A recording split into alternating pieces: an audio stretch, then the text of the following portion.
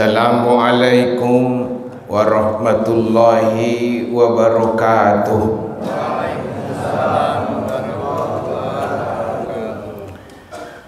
A'udzubillahi minasyaitonir rajim. Bismillahirrahmanirrahim. Alhamdulillahi rabbil alamin. Wassalatu wassalamu ala asyrafil mursalin Sayyidina wa maulana Muhammadin wa ala alihi wa sahbihi ajma'in. Ashhadu an la ilaha illallah wa ashhadu anna Muhammadar Rasulullah. Allahumma salli ala Sayyidina Muhammad wa ala ali Sayyidina Muhammad. Amma ba'du. Jamaah solat subuh yang dimuliakan Allah Subhanahu wa ta'ala. Alhamdulillah, bersyukur kita kepada Allah Subhanahu wa ta'ala bahwa kita masih dikaruniai nikmat iman Islam, sehat jasmani dan rohani, dan sempat untuk melaksanakan kewajiban kita. Kita dalam keadaan melaksanakan kewajiban saum Ramadan, juga kita melaksanakan kewajiban solat fardu 5 waktu. Mudah-mudahan ibadah yang baru saja selesai kita laksanakan dan ibadah yang tengah kita jalankan, yaitu puasa Ramadan, dijadikan Allah Subhanahu wa ta'ala menjadi ibadah yang terbaik, ibadah yang ikhlas, yang diterima di sisi Allah Subhanahu wa ta'ala. Amin ya rabbal alamin. Salawat salam mari kita doakan semoga senantiasa dilimpah curahkan kepada junjungan kita Nabi besar Muhammad sallallahu alaihi wasallam, manusia teladan sepanjang zaman, paling berpengaruh di dunia, yaitu Nabi kita Muhammad sallallahu alaihi wasallam, yang wajib untuk kita imani dan kita ikuti sunnah-sunnahnya sepanjang hidup kita. Mudah-mudahan kita semua menjadi umat yang senantiasa menghidupkan istiqomah menjalankan sunnahnya sepanjang hayat di kandung badan. Amin ya rabbal alamin. Pada kali ini saya akan membacakan surah pendek, kategori ayat-ayat Makkiyah. A'udzubillahi minasyaitonir rajim. Ara'aital ladzi yukadzibu biddin fadzalikal ladzi yad'ul yatim wa la yahuddu ala ta'amil miskin fawailul lil musallin alladzina hum an salatihim sahun alladzina hum yura'un wa yamna'unal ma'un. Sadaqallahul azim. Seolah-olah Allah menyampaikan kabar yang sangat penting kepada Nabi. Memang sangat penting. Dan seolah-olah Allah enggak tahu, dia mau minta tahu kepada Nabi. Ara'aital ladzi yukadzibu biddin. Muhammad, tahu kamu siapa pendusta agama itu? Tahukah kamu Muhammad siapa sebenarnya pendusta agama itu? Fadzalikal ladzi yad'ul yatim. Maka itulah orang yang menghardik anak yatim.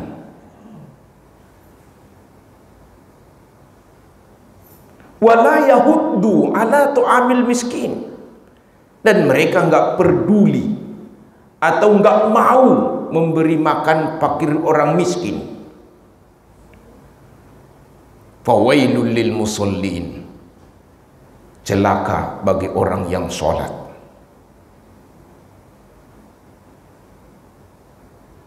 Allazina hum fi sholatihim sahun. Yang mereka lalai dari sholatnya. Yuro'un, mereka yang riya. Wa yamna'unal ma'un, mereka enggak suka membantu orang lain.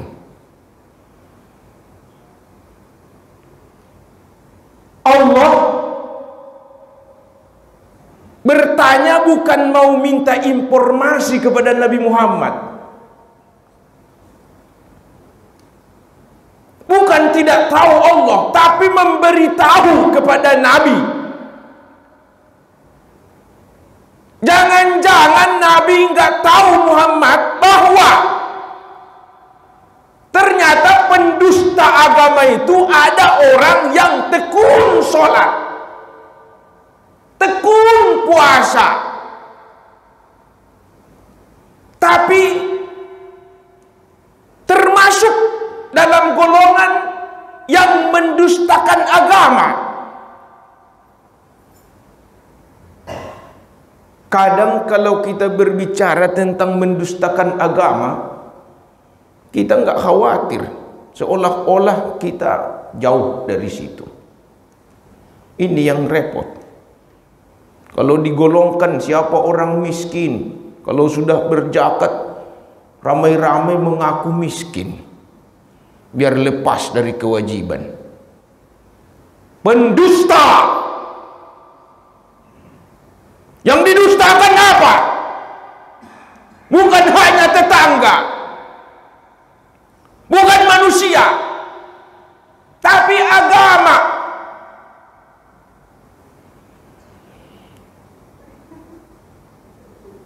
Jadi kalau anak yatim ini, kan Nabi itu yatim, manusia terbesar sepanjang sejarah,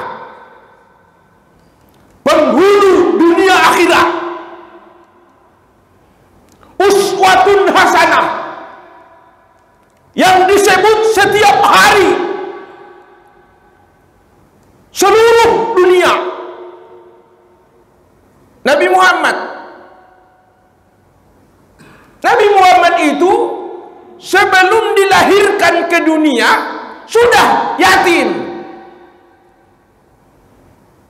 Orang tuanya, bapaknya sudah meninggal, masih dalam kandungan.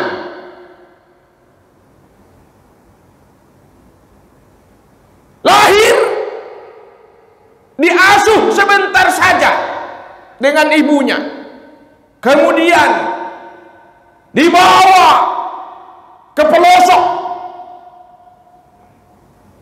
disusukan di sana. Kurang lebih 4 tahun. Begitu kembali ke pangkuan ibu, sekitar kurang lebih 2 tahun, ibu tercinta Nabi kita Muhammad sallallahu alaihi wasallam pun meninggal dunia, yang namanya kita sebut setiap hari. Bahkan setiap sholat kita sebut namanya. Mulai sebelum lahir beliau sudah yatim. Berumur 6 tahun kurang lebih beliau sudah yatim piatu. Dalam Al-Quran surah Ad-Duha, alam yajidika yatimam fa'awa, kata Allah. Ketika beliau resah, gelisah, pernah ada jedah turun ayat. Apa kata Allah? Mawadda'aka rabbuka wa ma qala. Muhammad, kau jangan buruk sangka. Allah tidak akan membiarkanmu dan Allah tidak membencimu. Itu kata Allah. Jangan pernah gelisah. Jangan kamu kira Allah jauh darimu. Anak yatim, fakir, miskin, sakit, menderita, ini enggak pernah ditinggalkan Allah. Allah selalu jaga mereka. Sekarang Muhammad, wala saufa yu'tik. Apa yang kau mau Muhammad?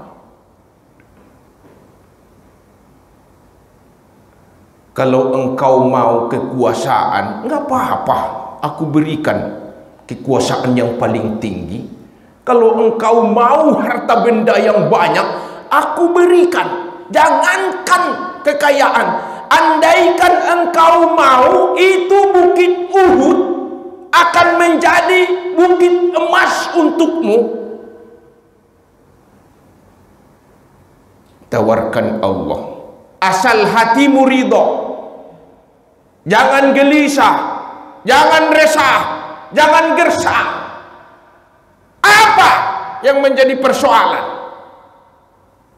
Wala sawfa yu'tika fatarda.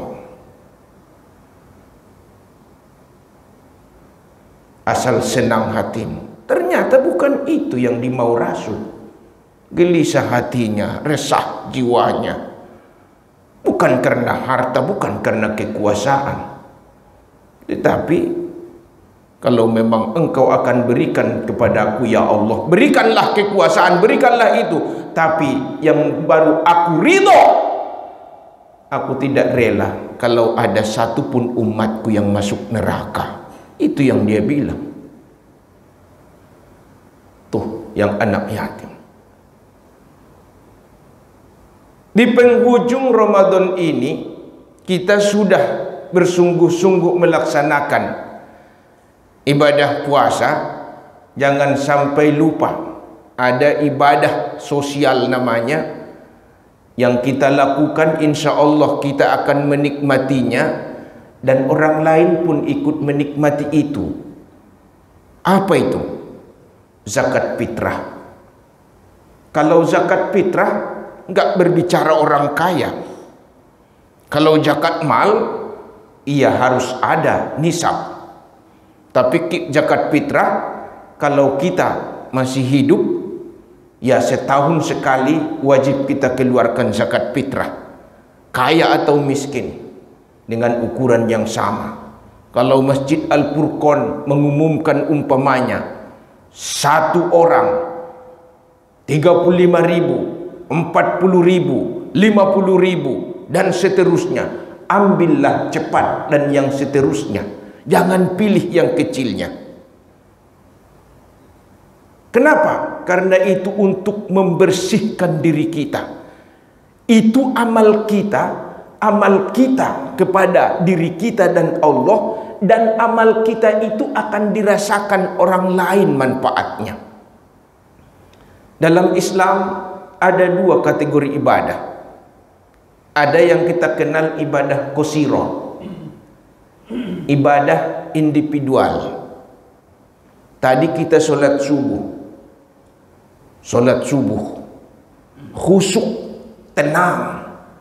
Tapi kalau ada tetangga kita yang belum makan sahur tapi terus puasa, solat subuh kita yang khusyuk itu enggak ada manfaatnya bagi dia.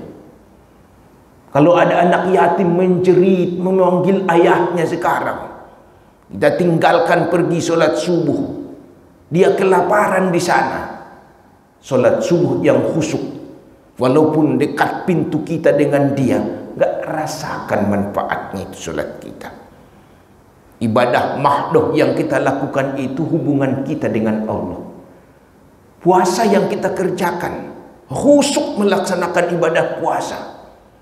Kalau mereka yang fakir, yang papa, yang miskin, yang banyak diruntung masalah, nggak ada manfaatnya bagi mereka itu. Nggak ada. Maka oleh sebab itu, ibadah yang kita lakukan, ritual ini diharapkan dapat menghasilkan, mendorong seseorang untuk melakukan ibadah sosial. Ibadah sosial. Kita tahu dalam sebuah hadis Nabi menyampaikan, hadis kudusi yang diriwayatkan Imam Muslim. Allah Subhanahu wa taala dapat ditemui di sisi orang sakit, orang kelaparan, orang kehausan, dan orang menderita. Rasulullah tidak menyatakan Allah Subhanahu wa taala dapat ditemui di sisi Ka'bah. Kalau kita ingin bertemu Allah, seringlah dekat dengan orang-orang tadi. Orang sakit, orang kelaparan, orang kehausan, orang menderita. Allah Subhanahu wa taala berada di sisi orang-orang lemah dan menderita. Jangan pernah takut. Makanya kalau kita sedang sakit, jangan banyak mengeluh. Allah dekat dengan kita. Allah bersama kita. Kalau ada tetangga kita sedang sakit, jenguk. Karena itu merupakan ibadah sosial. Dan Allah juga ada di situ. Itu sebabnya bahaya kalau sampai orang-orang yang disebutkan tadi, orang sakit, orang kelaparan, orang kehausan, orang menderita, Allah dekat dengan mereka. Kalau sampai mereka panjatkan doa, karena mereka tidak pernah kunjung padam perasaan itu, bahaya. Bahaya. Tapi bagi kita yang mungkin seperti itu adanya, yakinlah Allah beserta mereka. Allah beserta kita. Kelaparan, sedang puasa, kita lakukan, kita ikut. Yakin Allah bersama kita. Panjatkan doa. Allah sangat dengar. Sami'un alim, mendengar doa-doa kita. Apa yang kira-kira sudah banyak kita simpankan, panjatkan doa. Tunggu, Allah akan kabulkan semua itu. Di hari yang berkah, hari yang penuh ijabah, jangan pernah lupa banyak berdoa kepada Allah Subhanahu wa taala. Baru kemudian mengenai anak yatim. Bagi kita, siapa-siapa yang dilapangkan Allah rezeki, jangan pernah. Nabi kan mengatakan kekayaan itu ada di sini katanya. Artinya di hati. Kalau hati miskin, sebanyak apapun harta kurang. Kalau hatinya hati jiwa-jiwa miskin, sebanyak apapun pangkat tingginya, masih tetap menjilat, kurang. Mana pernah Nabi mengeluh habis hartanya karena diinfakkan di jalan Allah? Enggak. Mereka itu para sahabat Nabi Muhammad, istrinya Nabi Khadijah, habis hartanya untuk Islam. Enggak pernah mengeluh itu. Bukan habis karena kebakaran, bukan habis karena dicuri orang, tapi nyata-nyata untuk membantu Islam, harta. Kalau sekarang mana ada cerita, Rusiani itu dulu kaya itu, iya kenapa sekarang miskin, kenapa? Oh, setelah dia ditangkap KPK, hilang semua hartanya. Iya, Rusiani dulu kaya itu, kenapa? Oh, itu pesantren di sana, yayasan anak yatimnya, apa titipan ilahi di sana. Masih jarang kita dengar cerita itu. Tapi yang banyak itu. Makanya kadang-kadang nikmat Tuhan ini, apapun, jabatan sekecil apapun, syukuri. Enggak punya jabatan, tetap bersyukur. Iya. Waktu punya jabatan, nggak kenal fakir miskin, anak yatim, nggak peduli. Taunya mobil AC, rumah AC, jalan jarang nginjak tanah, kekayaan di mana-mana, mau kemana nggak ada halangan, hampir mabuk dalam hidup ini. Jarang kita temukan. Kalau seperti Khadijah, paling kaya, terkenal, tapi begitu menjadi istri Nabi kita Muhammad SAW, habis. Tapi untuk agama pindah ke hati. Kalau harta itu ingin untuk menenangkan kita, tidak khawatir untuk diambil Allah nyawa kita, maka harta itu titipkan kepada Allah melalui anak yatim, melalui fakir miskin, melalui orang-orang lemah, melalui orang-orang menderita. Kekayaan itu pindah ke hati. Kalau sudah hati yang kaya, wah, ibadahnya pun tulus. Ini jangan-jangan kita banyak berdoa ini nangis karena utang, bukan karena khusyuk doanya. Nangis karena problem masalah. Kita nangis kan karena penderitaan kadang-kadang, bukan karena takut kalau menghadap Allah banyak dosa. Maka oleh sebab itu, kita ini pada hakikatnya semuanya adalah sedang berada di ruang tunggu, Pak. Ini semua kita ini di ruang tunggu. Siapa yang duluan gak tahu kita. Maka oleh sebab itu kita siapkan. Jadikanlah harta itu menambah ridho Allah kepada kita. Jadikanlah jabatan itu menambah ridho Allah kepada kita. Jadikanlah kemiskinan itu jadi menambah ridho Allah kepada kita. Jangan, apapun semuanya pendekatnya sama. Banyak harta atau sedikit harta, itu sama-sama diuji kita. Kita sama-sama di ruang tunggu ini. Begitu datang yang jemput, nggak ada pesan ke kiri kanan, langsung berangkat. Supaya kita berangkat dalam keadaan husnul khotimah, usahakanlah tempat di mana kita tempat yang baik, sering kita kunjungi tempat yang baik.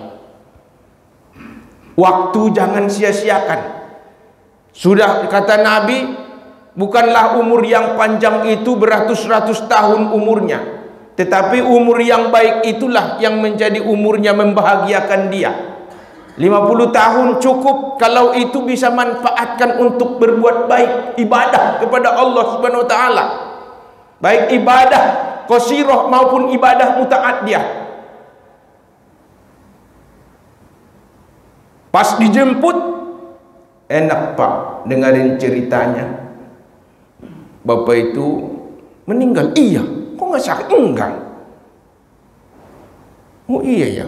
Begitu selesai sholat subuh, dia tafakur, zikir kepada Allah, pulang ke rumah sebentar, masih dalam keadaan wudu. Kayaknya nggak enak ini dada. Nggak begitu selesai, enak ceritanya. Kita juga mendengarnya, oh itu husnul khotimah. Kalau yang sebaliknya, meninggal, iya meninggal. Kenapa? Copet, kejar polisi, kejebur got, mati. Meninggal, iya meninggal. Mana? Tabrakan tunggal, habis neguk air, minuman keras, jalan yang lobang, sama bagi dia. Trotoar, jalan raya, mati. Nggak enak. Keluarga kita yang dengarnya, kalau nanya, orang tua kita udah 2 minggu kemarin, enak, sakitnya apa? Karena apa? Nggak enak ceritanya ya Pak ya. Karena ngadu ayam. Jadi si tempat dan keadaan dua-duanya jaga. Karena kita sedang menunggu jemputan semua. Kalau kita menunggu jemputan, datang yang jemput ketika kita melakukan kebaikan secara zahiriyah, itulah yang husnul khotimah. Nauzubillah min zalik. Maka oleh sebab itu memang enggak ada bagi kita kesempatan untuk menyia-nyiakan waktu. Itulah pesan Nabi kita Muhammad SAW. Yang pertanyaannya kepada Rasulullah bukan ya Allah mau minta tahu siapa, tapi untuk memberitahukan sebenarnya orang-orang yang mendustakan agama itu ialah orang yang tidak peduli dengan anak yatim, orang yang tidak mau memberi makan fakir dan miskin, nggak mau menolong orang lain. Ada yang empat ini terkumpul pada diri seseorang. Sakit iya, kelaparan iya, kehausan iya, menderita iya. Ada orang begitu Pak. Yang begini perlu sekali kita perhatikan ini. Jangan biarkan dia sendiri menelan itu semuanya. Pasti bisa kita bantu. Baru kemudian kalau soal menyantuni anak yatim, jangan jauh-jauh dilihat dulu Pak. Kalau kita memang orang mampu, lihatlah urutannya. Kalau ada ponakan kita yang yatim, yang miskin papa, itu duluan. Jangan dulu jauh-jauh ke sana. Apa gunanya? Itu siapa itu? Oh, paman saya. Kok kenal nggak? Nggak kenal saya itu. Kok menderita begini? Biarin, nggak sering bantu ke sini. Nggak kenal dia sama kita. Wah, itu nauzubillah itu Pak. Banyak kan begitu. Bukannya saudara kita itu yang iya saudara, tapi dia nggak kenal kita. Dia kan saudaranya yang gede-gede, yang kaya-kaya, yang punya kekuasaan. Kalau kayak kita ini enggak, na'udzubillahi min dzalik. Makanya urutannya begitu. Yang ada tali hubungan darah dengan kita, kalau kita memang punya kemampuan untuk membantu, kita yang paling utama membantunya. Nggak usah jauh-jauh dulu. Nanti kalau harus diumumkan di sana, ria jadinya. Termasuk ria itu berat itu Pak. Sia-sia amal kita. Maka oleh sebab itu, marilah kita pikirkan bersama bahwa apakah kita ikut dalam kategori yang dibilang Allah pendusta agama. Tentunya berpulang kepada kita semuanya. Yang satu menghardik anak yatim, tidak mau memberi makan fakir miskin, orang yang lalai dari sholatnya, orang yang riya. Lalai dari sholatnya. Kalau kita sholat pada hakikatnya toleransinya masih ada kalau lupa rokaat dan lupa bacaan. Tapi kalau substansi sholat itu yang kita lupakan, ini yang berbahaya. Ini yang berbahaya. Sholatnya khusyuk luar biasa, tapi nggak peduli sama tetangga, sama siapa, sama fakir dan miskin. Jadi Rasulullah pun mengatakan, ana wa kafilul yatim kahataini fil jannah. Saya dan pengasuh anak yatim seperti dua jari ini di surga. Itu ibadah muta'addiyah, ibadah sosial. Kita mengabdikan diri kepada Allah lewat harta kita kepada orang lain. Itu ternyata luar biasa. Nah, Nabi janji bahwa orang yang menyantuni anak yatim itu penyantunnya nanti kelak di hari kiamat berdampingan dengan dia di dalam surga. Ibadah qasirah seperti umroh dan haji. Kalau hajinya mabrur, dijanjikan surga oleh Nabi, tapi enggak berjanji berdampingan dengan beliau. Maka oleh sebab itu, mari kita benar-benar memperhatikan, jangan salah sasaran. Harta yang kita bawa dan harta yang akan kita dapatkan nanti setelah kita pindah dari alam dunia adalah harta yang sudah kita titipkan melalui jalan Allah di muka bumi ini. Kita sangat cinta dengan harta kita. Iya, udah tua-tua juga ada orang yang sangat mencintai. Ada kalungnya 50 gram, disayang-sayang. Umur sudah 75 tahun. Ya, cintakah engkau dengan kalungmu? Cinta. Mau bersama kalungmu kan nanti mau kau miliki di akhirat? Iya. Tapi banyak yang meninggalkan begitu saja. Nggak jadi. Kalau sudah kita pergi, apa yang tinggal, jangan khawatir, banyak yang ambil. Iya, banyak rebutan orang. Nggak benar kita cinta, nggak cinta dunia akhirat kita dengan harta kita. Di dunia saja.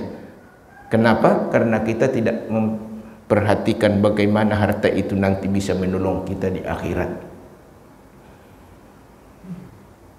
Maka oleh sebab itu, mudah-mudahan kita semuanya termasuk golongan hamba Allah yang senantiasa patuh dan taat, tunduk menjalankan syariatnya sepanjang kita hidup di dunia ini. Umur kita adalah suatu anugerah dari Allah Subhanahu wa taala.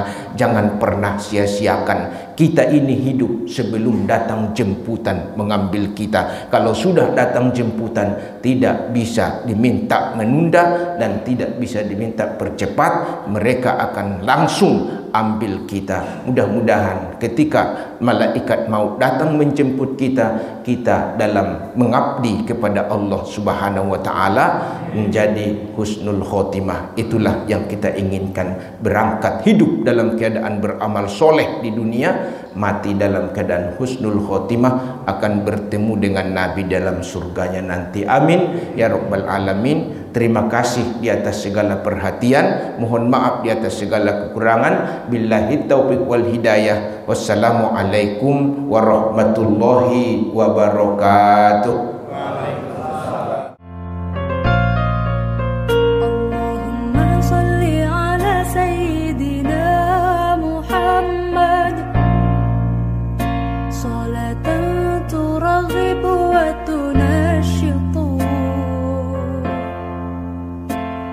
وتحمس